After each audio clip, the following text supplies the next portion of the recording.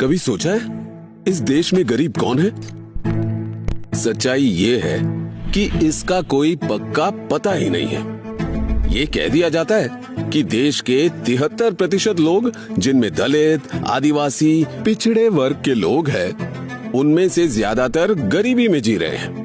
लेकिन उनमें भी कितने समाजों में लोग कैसे जी रहे हैं, कितना कमा रहे हैं, उनकी जरूरतें क्या है, यही जानने के लिए जातिगत और आर्थिक गिनती की जरूरत है।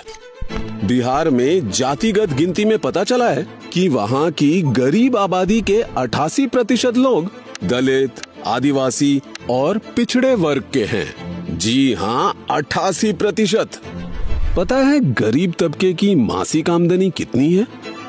6,000 रुपए से भी कम है। इसी आय में खाना, किराना, दवाई सब।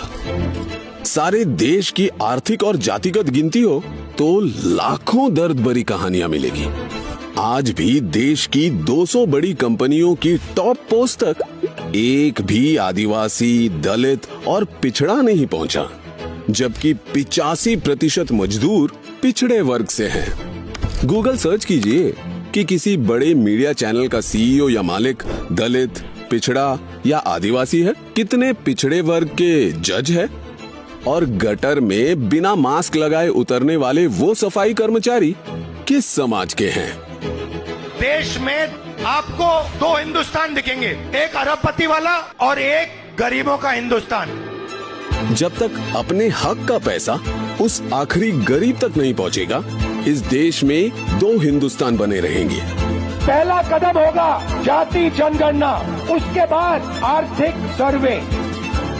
भाजपा जातिगत और आर्थिक गिनती का कितना भी विरोध कर ले, पर देश के सबसे गरीब लोगों को तभी न्याय मिलेगा जब वे सही तरीके से गिने जाएंगे।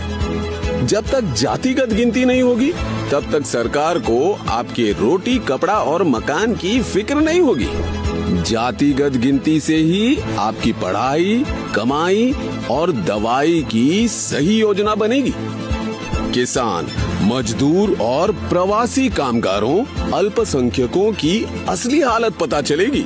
आपके वर्ग की, समाज की समस्याओं की गिनती होगी, तभी उनका हल निकलेगा। सही आरक्षण मिलेगा, सही हिस्सेदारी मिलेगी, हक मिलेगा।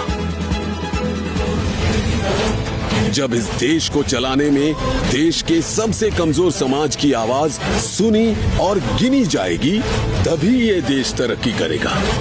इसीलिए जातिगत गिनती के लिए आज ही बोलना होगा, जी खोल कर बोलना होगा, ताकि आपकी आने वाली पीढ़ियां आपकी ही तरह बिना गिनती, बिना हक के मुश्किल के अंधेरों में दम न तोड़ दें।